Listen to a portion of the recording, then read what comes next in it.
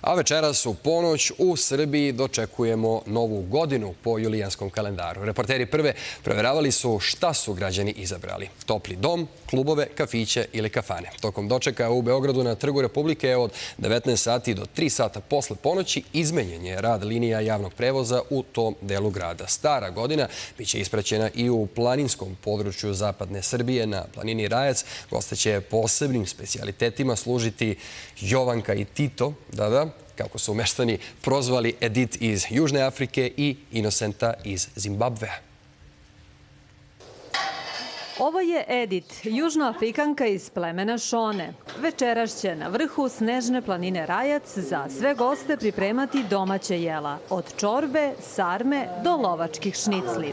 A dugo joj je trebalo da savlada srpski jelovnik, u kojem nema egzotičnih životinja.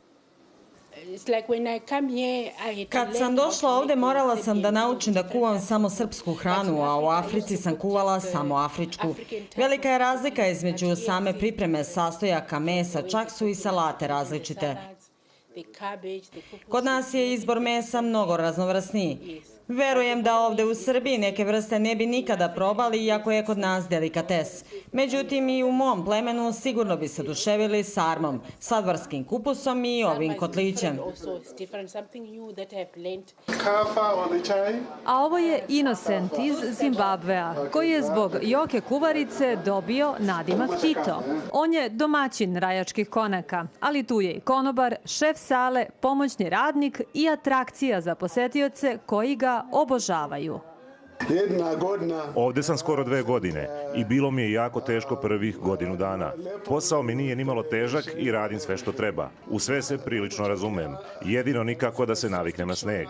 Sve ostalo je fantastično, od ljudi do hrane.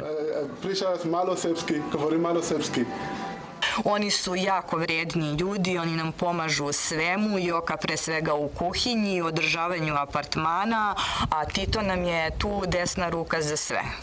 Dakle, ispod ovog krova doček novog leta proći će u sarmu koja će vam pripremiti Edith iz Južne Afrike, a kafu će vam skuvati niko drugi nego Tito iz